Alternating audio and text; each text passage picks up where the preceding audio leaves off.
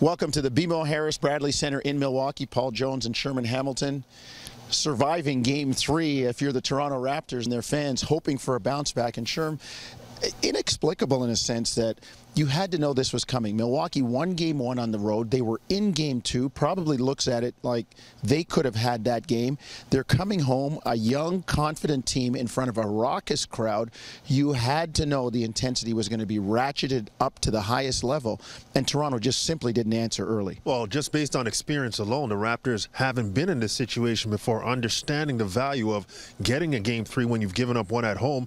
The Raptors should have been more prepared for this, and it was surprising to see that the Raptors allowed the Bucks to jump on them like that. Look, the expectation was the Bucks were going to feed off the energy of the crowd, and they did that. Offensively in that first quarter, they were great, 32 points. But the Raptors' inability to figure things out in the first quarter, only scoring 12 points, shooting around 22%, that to me boggles my mind. And then the defensive side of the basketball, I just thought that they learned from Game 2. The energy, the effort, the sustained energy it takes to beat a team like Milwaukee was evident early in the game in Game 2.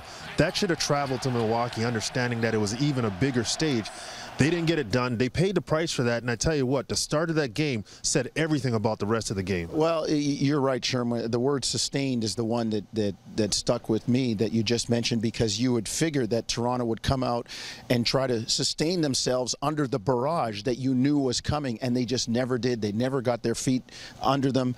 DeMar DeRozan in the entire first quarter had maybe 2 shots. He was 0 for 1, 8-9 minutes into the game. The Raptors seemed to be holding the ball on offense, just not there, and neither Kyle nor DeMar could shake loose all night.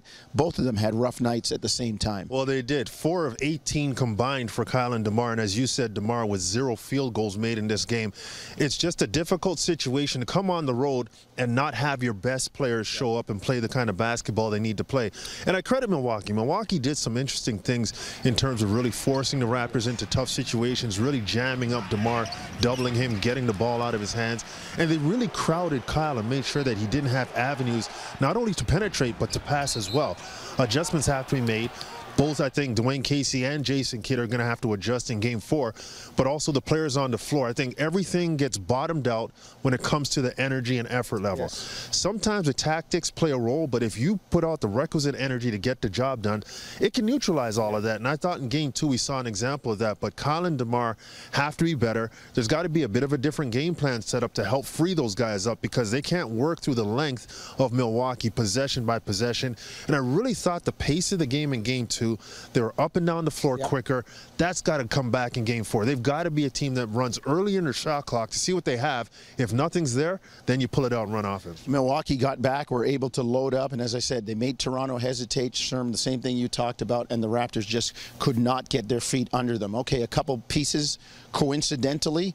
The last time the Raptors had DeMar DeRozan go without a field goal was in 2015 against you-know-who, the Milwaukee Bucks. The Raptors are 0-4 in their history when they lose Game 3 and the series is tied at 1.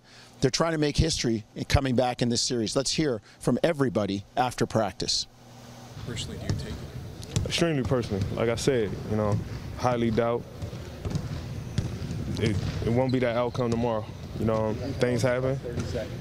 Things happen, you know. It's another side of me that's going to come out for having a game like that, feeling like I let my team down, and every individual out there feel the same way. So it's going to be a different team tomorrow.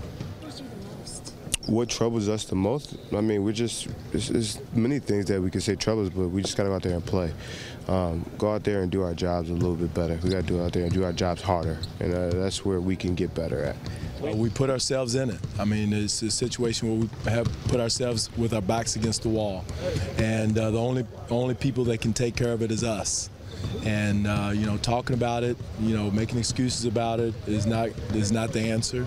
Just tomorrow at 48 minutes will be the answer for everything.